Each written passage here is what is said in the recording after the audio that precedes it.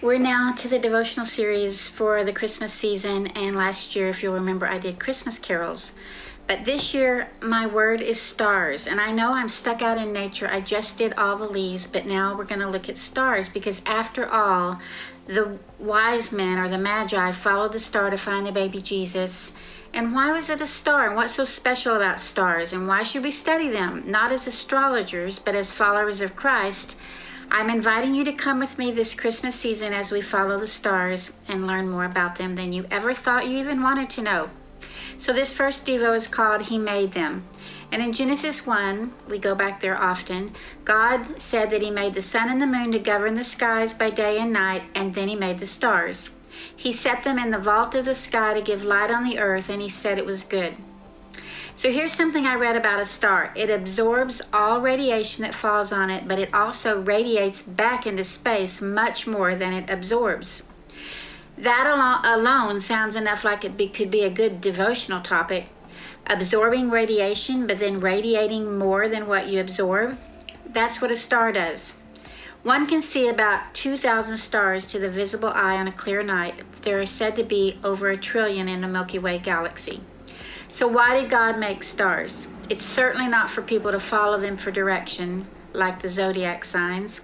But in Psalm 19:1, we have the answer as to why He made them. They were created to witness His power and His glory. We've talked before about observing the sunrise and the sunset and feeling comforted in knowing that God is faithful morning and night. But how often have we observed the stars as they light up in the dark sky?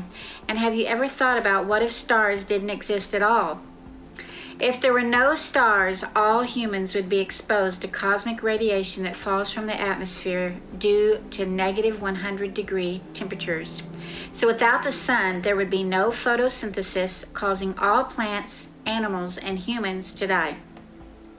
So we've established that we need the stars, and we know that the sun keeps the planets in orbit and keeps our universe going. One of the most common tree toppers at Christmas, maybe next to the angel, is a star. And Jesus was called the morning star and the light of the world. I've never thought much about observing the stars and growing in my faith by doing so, but since He made them in conjunction with the moon and the sun, they must be important.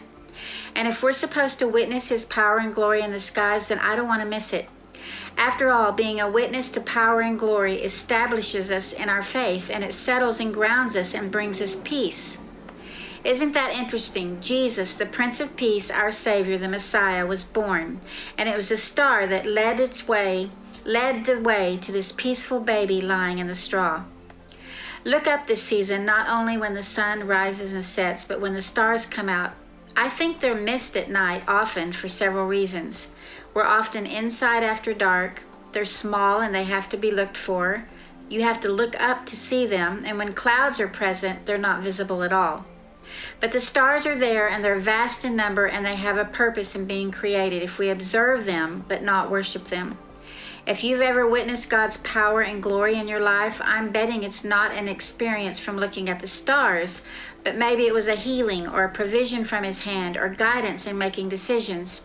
So come with me as we look up into the darkness at the emerging lights every single night of the year, the stars that were made after the sun and the moon.